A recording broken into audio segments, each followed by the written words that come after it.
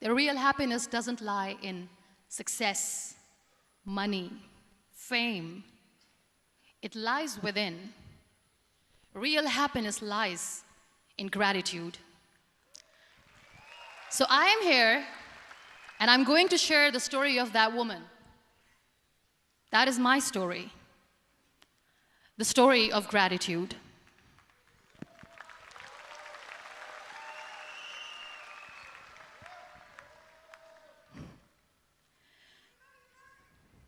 I love you too. I love you all. I believe in the power of words. Many people speak before they think. But I know the value of words. The words can make you, break you, they can heal your soul, they can damage you forever. So I always try to use the positive words in my life wherever I go. They call it adversity, I call it opportunity. They call it weakness, I call it strength. They call me disabled, I call myself differently abled.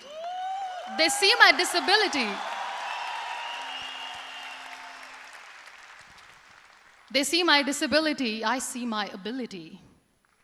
There are some incidents that happen in your life, and those incidents are so strong that they change your DNA. Those incidents or accidents are so strong that they break you physically. They deform your body, but they transform your soul.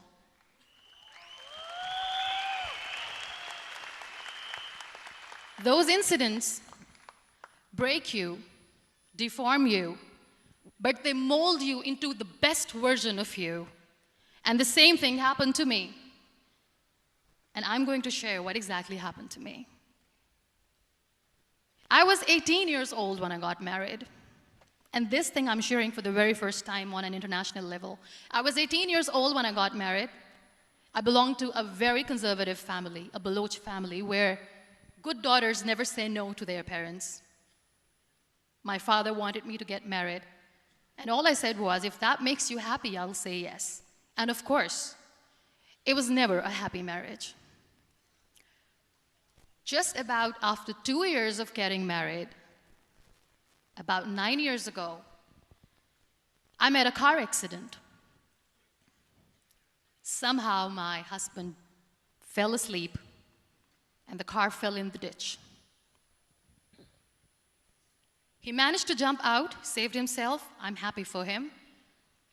But I stayed inside the car and I sustained a lot of injuries. The list is a bit long. Don't get scared. I'm perfectly fine now. Radius ulna of my right arm were fractured. The wrist was fractured. Shoulder bone and collarbone were fractured. My whole rib cage got fractured. And because of the rib cage injury, lungs and liver were badly injured. I couldn't breathe. I lost urinary bowel control. That's why I have to wear the bag wherever I go. But that injury that changed me and my life completely as a person and my perception towards living my life was the spine injury.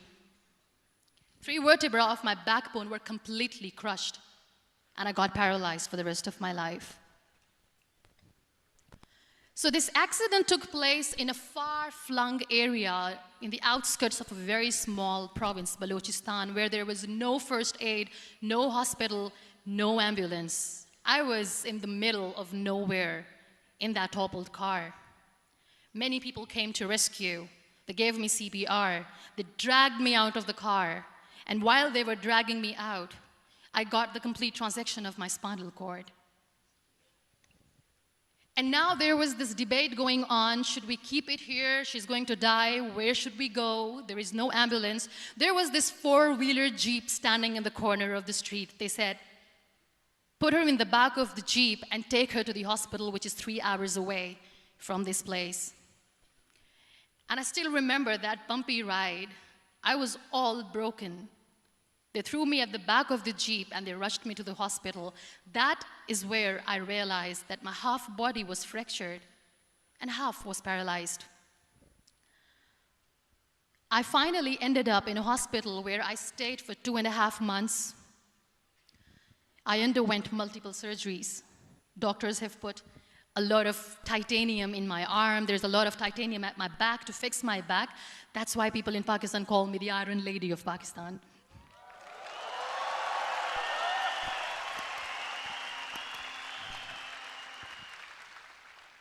Sometimes I wonder how easy it is for me to describe all this all over again. And somebody has rightly said that when you share your story and it doesn't make you cry, that means you have healed.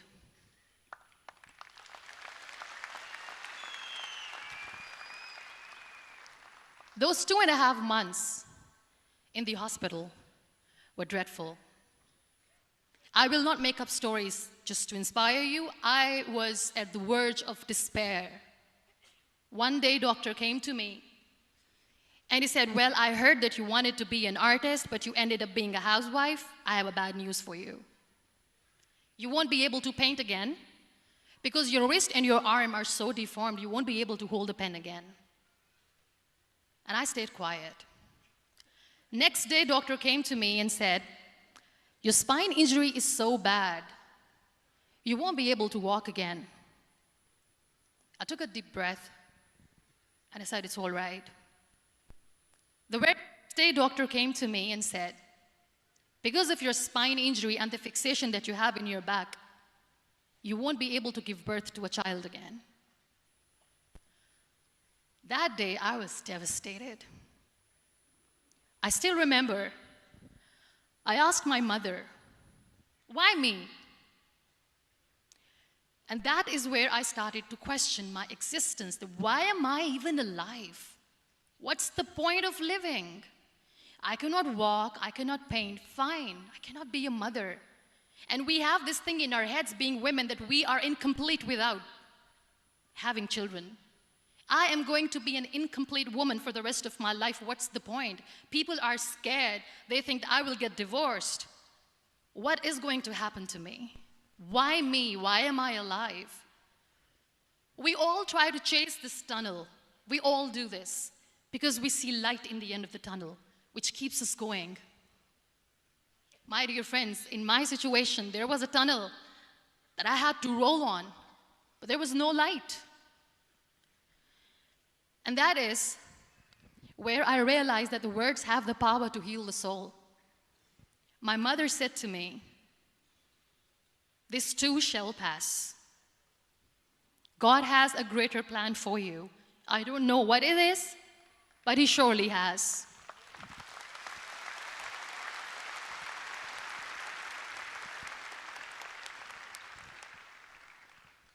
And in all that distress and grief, somehow or the other, those words were so magical that they kept me going. I was trying to put that smile on my face all the time, was hiding. It was so hard to hide the pain, which was there. But all I knew was that if I will give up, my mother and my brothers will give up too. I cannot see them crying with me. So what kept me going was, one day I asked my brothers, I know I have a deformed hand, but I'm tired of looking at these white walls in the hospital and wearing these white scrubs. I'm getting tired of this. I want to add more colors to my life. I want to do something. Bring me some colors. Bring me some small canvas. I want to paint. So the very first painting I made was on my deathbed, where I painted for the very first time. It was not just an art piece or just my passion. It was my therapy. What an amazing therapy it was. Without uttering a single word, I could paint my heart out. I could share my story. People used to come and say, what lovely painting, so much color. Nobody could see the grief in it. Only I could. So that's how I spent 2.5 months in my hospital, crying, never complaining or whining, but painting. And then I was discharged, and I went back home. And I went back home, and I realized that I have developed a lot of pressure ulcers on my back and on my hip bone. I was unable to sit. There were a lot of infections in my body, a lot of allergies. So doctors wanted me to lie down on the bed straight for not 6 months, for not 1 year, for 2 years. I was bedridden, confined in that one room, looking outside the window, listening to the birds chirping, and thinking maybe there will be a time when we'll be going out with the family and enjoying the nature. That was the time where I realized how lucky people are, but they don't realize. That is the time where I realized that the day I'm going to sit, I'm going to share this pain with everyone to make them realize how blessed they are, and they don't even consider them lucky. There are always turning points in your life. There was a rebirth day that I celebrated. After 2 years and 2.5 months, when I was able to sit on a wheelchair, that was the day when I had the rebirth. I was a completely different person. I still remember the day I sat on the wheelchair for the first time, knowing that I'm never going to leave this, knowing that I won't be able to walk for the rest of my life. I saw myself in the mirror and I talked to myself. And I still remember what I said. I cannot wait for a miracle to come and make me walk. I cannot sit in the corner of the room crying, cribbing, and begging for mercy because nobody has time. So I have to accept myself the way I am. The sooner, the better. So I applied the lip color for the first time.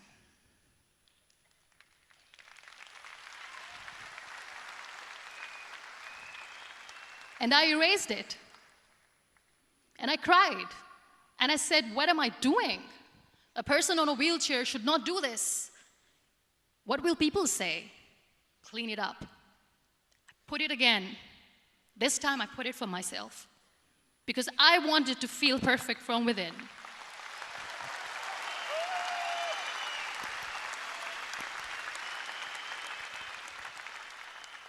And that day I decided that I'm going to live life for myself. I am not going to be that perfect person for someone. I am just going to take this moment and I will make it perfect for myself. And you know how it all began? That day I decided that I'm going to fight my fears. We all have fears. Fear of unknown, fear of known, fear of losing people, fear of losing health, money. We want to excel in career, we want to become famous, we want to get money. We are scared all the time. So I wrote down one by one all those fears. And I decided that I'm going to overcome these fears one at a time. You know what was my biggest fear? Divorce. I couldn't stand this word. I was trying to cling on to this person who didn't want me anymore, but I said no. I have to make it work. But the day I decided that this is nothing but my fear, I liberated myself by setting him free. And I made myself emotionally so strong that the day I got the news that he's getting married, I sent him a text that I'm so happy for you and I wish you all the best. And he knows that I pray for him today.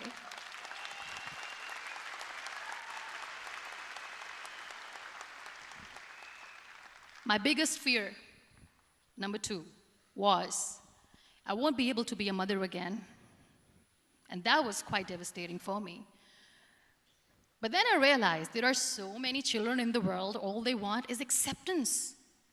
So there is no point of crying, just go and adopt one. And that's what I did.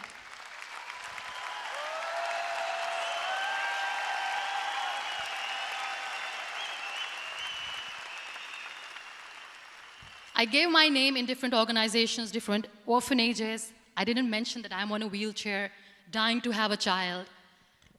So I just told them that this is Muniba Mazari and she wants to adopt a boy or girl whatsoever, but I want to adopt a kid.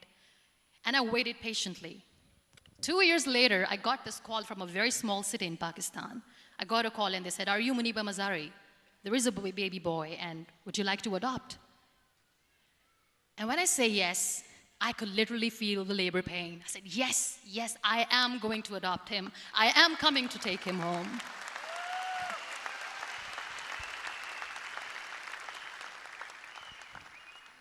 And when I reached there, the man was sitting and he was looking at me from head to toe. And in back of my head, I kept thinking that, oh my God, he is going to say she's on the wheelchair, she doesn't deserve it. How is she going to take care of him? And I looked at him and I said, do not judge me because I'm on the wheelchair. But you know what he said? He said, I know you will be the best mother of this child. You both are lucky to have each other.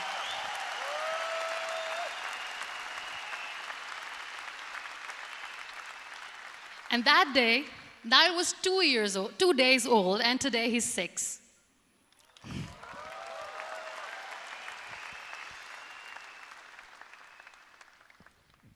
You'll be surprised to know another bigger fear that I had in me. It was facing people. I used to hide myself from people. When I was on bed for 2 years, I used to keep the door closed. I used to pretend that I'm not going to meet anyone, tell them that I'm sleeping. You know why? Because I couldn't stand that sympathy that they had for me. They used to treat me like a patient. When I used to smile, they used to look at me and say that, you're smiling, are you okay? I was tired of this question being asked, are you sick?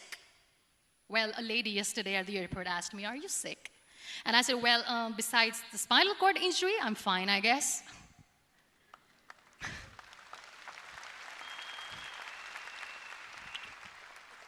But those are really cute questions. They never used to feel cute when I was on the bed. So I used to hide myself from people, knowing that, oh my God, I'm not going to see that sympathy in their eyes. It's all right. And today I'm here speaking to all these amazing people because I have overcome the fear.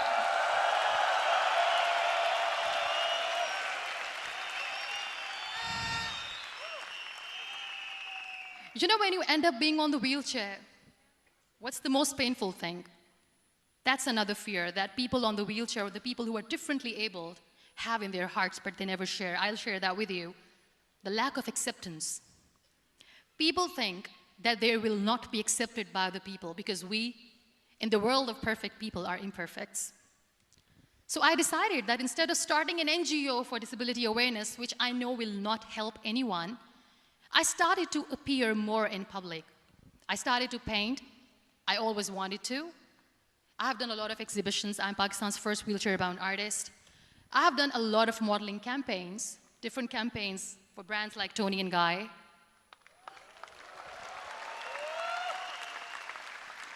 I have done some really funny, breaking the barriers kind of modeling. There was this one by the name Clown Town where I became a clown because I know that clowns have hearts too. And then I also decided that if I really want to make the difference, I am not going to let people use me for their polio campaigns where they will make you a victim and an emblem of misery and mercy and will say that, you know what, give polio drops to your children or they'll become like this girl. I decided that I'm going to join the national TV of Pakistan as an anchor person. And I've been doing a lot of shows for the last 3 years.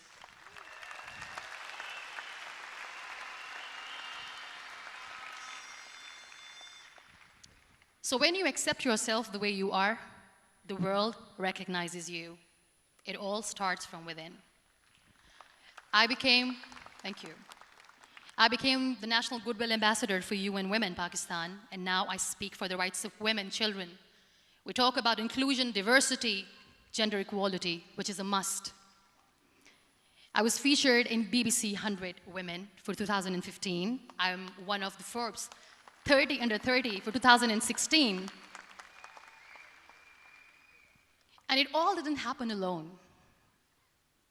You all are thriving in your careers. You have bigger dreams and aspirations in life.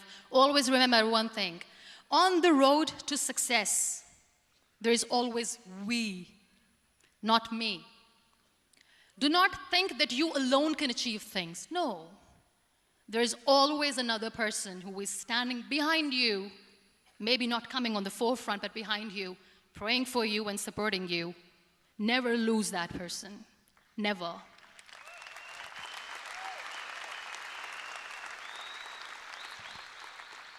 No matter how much I say that I couldn't find a hero, so I became one, I still want to recognize those 3 people in my life who literally changed my life completely, and I get inspiration from them every single day.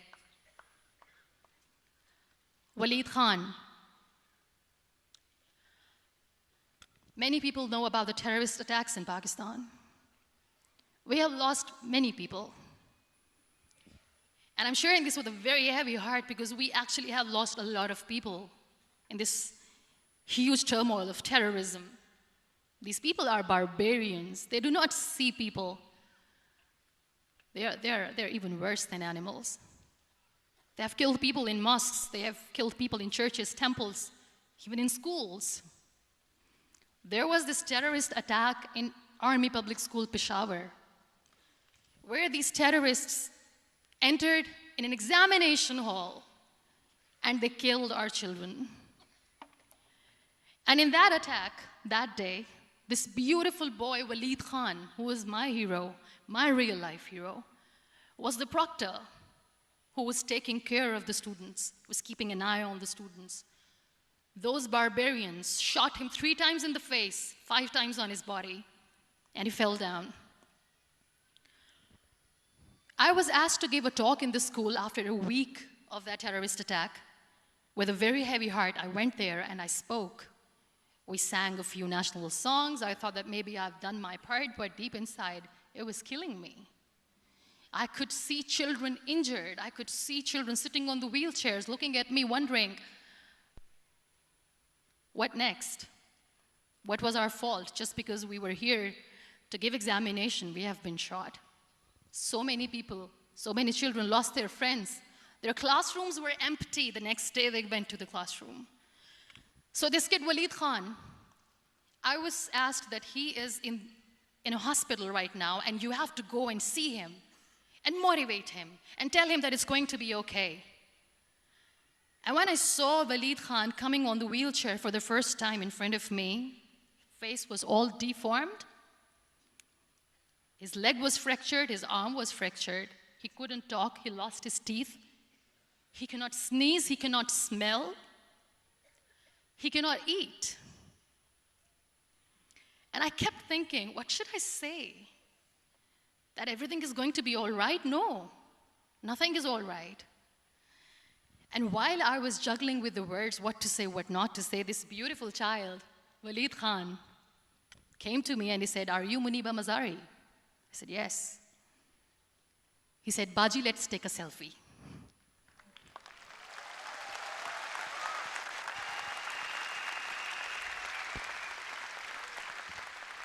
And with that beautiful, toothless smile of Walid Khan, we took that beautiful selfie that I still have with me.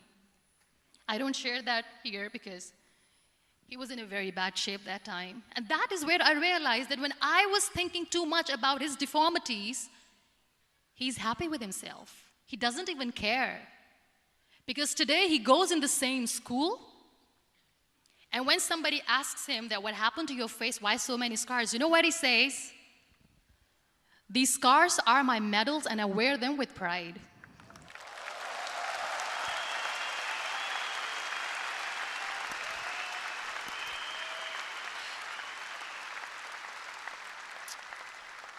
And how beautifully he says, the terrorists wanted me not to study. I am going to study. I will become a doctor one day. And this is my way of taking revenge from those terrorists. Another real-life hero, of course, my son. His name is Nile, N-I-L-E, River Nile. I learned so much from this kid. The first and foremost thing is patience. How to be patient when you know that your mother cannot walk, when you know that your mother is different from the other women, when you know that your mother cannot go out and play with you, how to stay calm. He loves football. And when we got the very first football, he was 4 years old. He was super excited. I still remember he came in the room and he said, "Mom, let's play football." And he kept the ball in my feet. And he said, "Let's kick it." And that day I felt disabled. I said, "I cannot kick the ball." And I was down with the same face. He looked at me and he said, "Well, that's all right. Your legs are not working, but your hands do. Let's play catch the ball."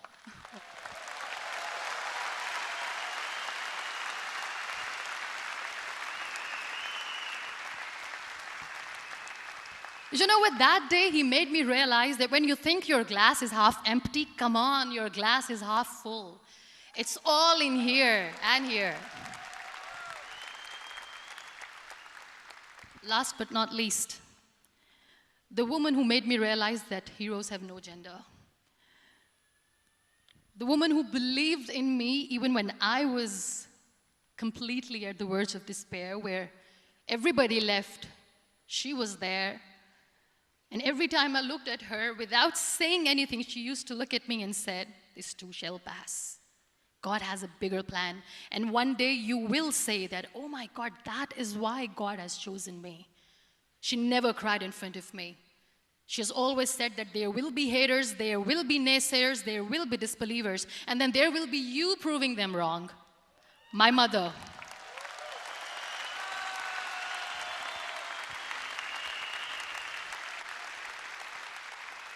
Whatever I am today, I'm nothing without her. I'm nothing without her. Thank you, Mama. I wish you were here. Thank you for making me who I am today.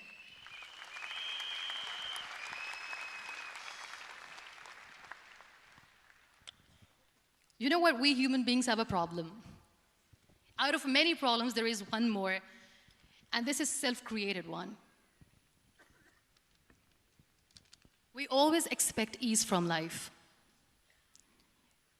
We have this amazing fantasy about life. This is how things should work. This is my plan. It should go as per my plan. If that doesn't happen, we give up. So my dear friends, let me tell you one thing.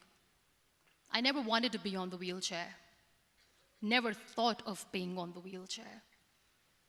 I was always aspiring to do bigger things, but had no idea that for that I have to pay the price to be where I am today. It's a very heavy price. This life is a test and a trial, and tests are trials are never supposed to be easy. So when you are expecting ease from life, and life gives you lemons, then you make the lemonade, and then do not blame life for that, because you were expecting ease from a trial. Trials make you a stronger, better person. Life is a trial, and with time you realize that.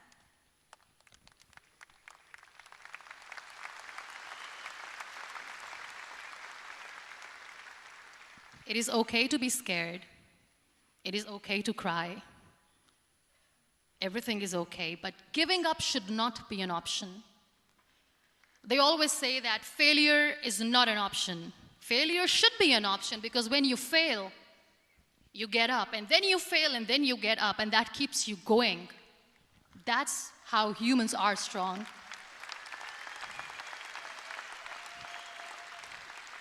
Failure is an option, should be an option, but giving up is not. Never. We have this thing in minds. We call it perfection. We want everything perfect. We want ourselves to be perfect. There is this image in our head about everything. Perfect life, perfect relationships, perfect career, perfect amount of money that we need to earn no matter what. Nothing is perfect in this world. We all are perfectly imperfect, and that is perfectly all right. That's all right. We were sent here not to become the perfect people. Those people who tell you how to look perfect, even those people are imperfect. Trying to fight this fear of looking imperfect. I used to be perfect. I still remember. I got this compliment years ago when I used to walk. "Oh my God, look at you. You're fair, you're tall, you're perfect." Look at me now. You're still perfect. Only the perfect eyes can see that. Only the perfect eyes will see that. Only the perfect eyes will see that. So yes, in all those imperfections, you have to listen to your heart. You don't have to look good for people. You don't have to be perfect just because other people want you to be perfect. If your soul is perfect from within, that's all right. This is all what you want. This is all what you need to be. Our society has made Very weird, very weird kind of norms to look perfect and great. For men, it's different. For women, it's different. We think too much about what people say. We listen to ourselves too little. You know what makes you perfect? When you make someone smile. You know what makes you perfect? When you try to do something good for the people around you. You know what makes you perfect? When you feel someone's pain. And how beautiful pain is that it connects you with people. No other medium can connect you with others but pain. That's why I always say that I'm in pain, and that's a blessing in disguise for me. Today, just because I'm in pain and I'm on the wheelchair, I work for children. Being the head of CSR for a company, we conduct medical camps in far-flung areas of Pakistan where so many kids die because they don't have medical facilities. And I personally believe just because they cannot afford to live doesn't mean we'll let them die. So we give them money, we give them medical treatment, we try to heal their wounds, physical and emotional. And I also work for the beautiful people, we call them third gender, the transgender community of Pakistan. You know what connects me with them? All my imperfections. When I go and I hug them, they never judge me. And this very good friend of mine, her name is Bijli. Bijli means electricity. She calls herself electricity. And I said, are you electricity? She says, no, I'm lightning. I'm as strong as lightning. Because we have very bad power outage, so she doesn't want me to call her electricity. So she says, I am very strong. I'm thunder, I'm lightning. She came to me, and the first time I hugged her, she said, you are just like me. And I said, yes, I am like you. Because to people, we are so imperfect. So how beautiful these imperfections are, that because of these imperfections, you can connect with people. Then why are we all running after being perfect? What's the point?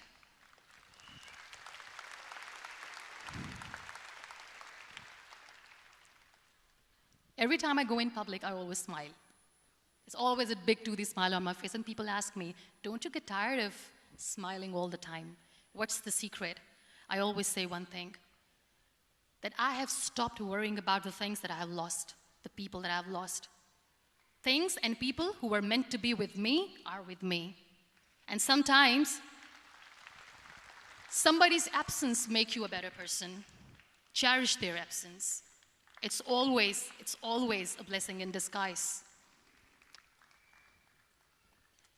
I always say that people are so lucky they don't even realize. You must be thinking, okay, you're lucky in what sense? Well, the breath that you just took was a blessing.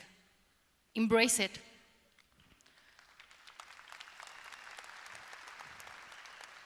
There are so many people in the world who are dreaming to live a life that you are living right now. You have no idea. Embrace each and every breath that you are taking. Celebrate your life. Live it.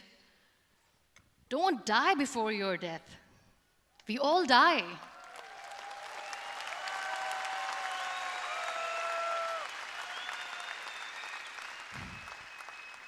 We live this one routine of a day for 75 years and we call it life. No, that's not life. If you're still thinking why you have been sent here, if you're still juggling with the concept of why you are here, you haven't lived yet. You work hard, you make money, you do it for yourself. That's not life. You go out, you seek for people who need your help, you make their lives better. You become that sponge which can absorb all the negativity, and you become that person who can emit beautiful, positive vibes. And when you realize that you have changed someone's life, and because of you, this person didn't give up, that is the day when you live. Always.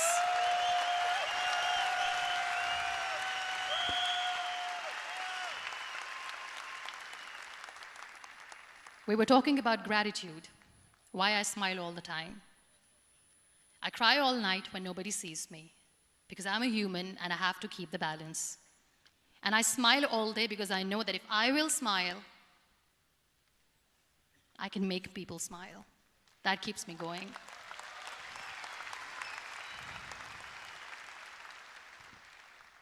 Be grateful for what you have.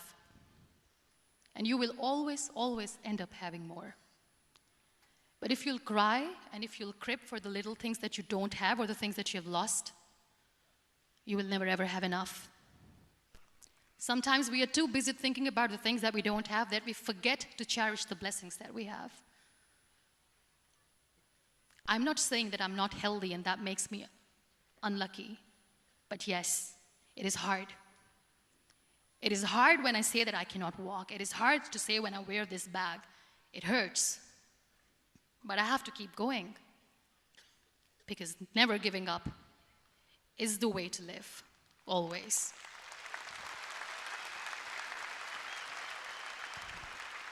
So I'll end my talk on a very short note. Live your life fully. Accept yourself the way you are. Be kind to yourself. Be kind to yourself. I'll repeat, be kind to yourself, and only then you can be kind to others. Love yourself and spread that love. Life will be hard. There will be turmoils, there will be trials, but that will only make you stronger. Never give up. The real happiness doesn't lie in money or success or fame. I have this all, I never wanted this. Real happiness lies in gratitude. So be grateful, be alive, and live every moment. Thank you so much, everyone. Thank you.